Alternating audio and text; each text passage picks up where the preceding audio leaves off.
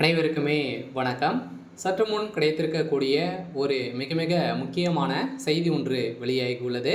சற்று முன் எடப்பாடியை நேரில் சந்தித்த திமுக அமைச்சர் நேரடி காட்சி, இது மாதிரி செய்திகள் வெளியாக இருக்குது.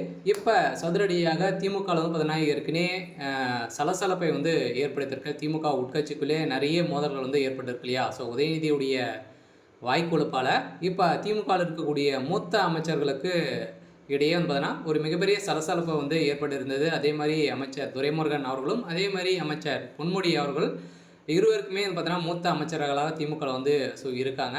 மூத்த அமைச்சர்களுக்கு இது வரைக்குமே பார்த்தீங்கன்னா ஒரு 6-7 அமைச்சர்கள் பார்த்தீங்கன்னா இதில் இருக்காங்க. அவர்கள் அனைவருமே பார்த்தீங்கன்னா அமைச்சர் பதவியில் நீக்கிட்டு புதியவராக நியமிக்க வேண்டும் அப்படின்ற மாதிரி உதயநிதி ஸ்டாலின் அவர்கள் முதல்வர் ஸ்டாலின் கிட்ட பார்த்தீங்கன்னா கோரிக்கையை வைத்திருக்காரு அப்படின்ற மாதிரி பார்த்தீங்கன்னா ஒரு தகவல் வெளியேறிருந்தது. இந்த தகவல் வெளியாகிறதுலேருந்தே திமுக பார்த்தீங்கன்னா ஒரு சில சலசலப்புகள்லாம் ஏற்பட்டு இருந்தது.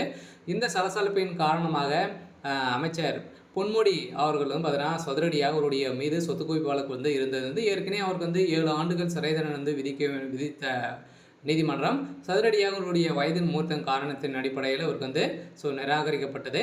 இதைத் தொடர்ந்து இப்போ மீண்டும் பொன்முடி அவர்கள் அமைச்சராக பொறுப்பேற்றிருந்த நிலையில் மீண்டும் அதிரடியாகவும் பார்த்தீங்கன்னா திமுகவுடைய அமைச்சரவையிலிருந்து அமைச்சர் பொன்முடி அவர்கள் நீக்கப்பட்ட சம்பவம் பரபரப்பை ஏற்படுத்தியிருந்தது.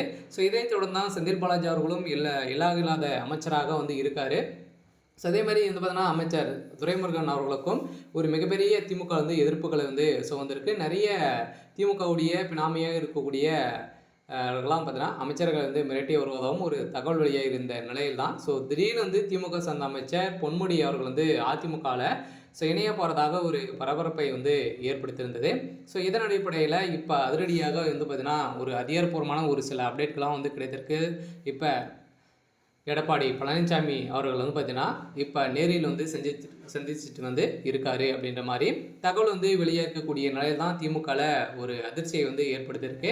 இருந்தாலுமே உதயநிதி ஸ்டாலினால் பார்த்தீங்கன்னா திமுகவே 2ஆக சல்லியாக உடையக்கூடிய நிலையை தான் இப்போ வரப்போகுது. இருந்தாலுமே வருகின்ற சட்டமன்ற தேர்தலில் ஒரு மிகப்பெரிய மாற்றத்தோடு தான் திமுக இருக்க போகுது. சொல்ல பார்த்தீங்கன்னா திமுகவில் இருக்கக்கூடிய கூட்டணிகளும் பார்த்தீங்கன்னா ஒரு மிகப்பெரிய எந்த பக்கம் உடைய போகுது அப்படின்றத தெரியாமல் தான் இருக்காங்க. இருந்தாலும் ஒரு மிகப்பெரிய கட்சியாக இருக்கக்கூடிய விசிகாவும் பார்த்தீங்கன்னா திமுகவில் விலக போகிறதாகவும் ஒரு அனௌன்ஸ்மெண்ட் வந்திருக்கு. இருந்தாலும் விசிகாவுக்கு ஒரே ஒரு சீட்டு மட்டும் தான் கொடுக்கப்படும் அப்படின்ற மாதிரி திமுகவுடைய தலைமகம் சொல்ல இப்போ பார்த்தீங்கன்னா அவர் 25 சீட்டுகள் கேட்டிருக்கக்கூடிய நிலையில் தான் திமுகவுக்கு எதிராக இருக்கார். இருந்தாலுமே இப்போ அமைச்சர் பொன்முடி அவர்கள் எடப்பாடி அவர்கள் நேரில் சந்திச்சுட்டு இருக்காரு அப்படின்ற மாதிரி ஒரு தகவல் வெளியாக இருக்குது. இருந்தாலுமே என்ன நடக்க போகுது அப்படின்றத வெயிட் பண்ணி பார்க்கலாம். இது மாதிரி செய்திகளை தெரிஞ்சுக்கணும் அப்படின்னா மறக்காமல் நம்மளுடைய சேனலை சப்ஸ்கிரைப் பண்ணி சப்போர்ட் பண்ணுங்கள். தேங்க்யூ.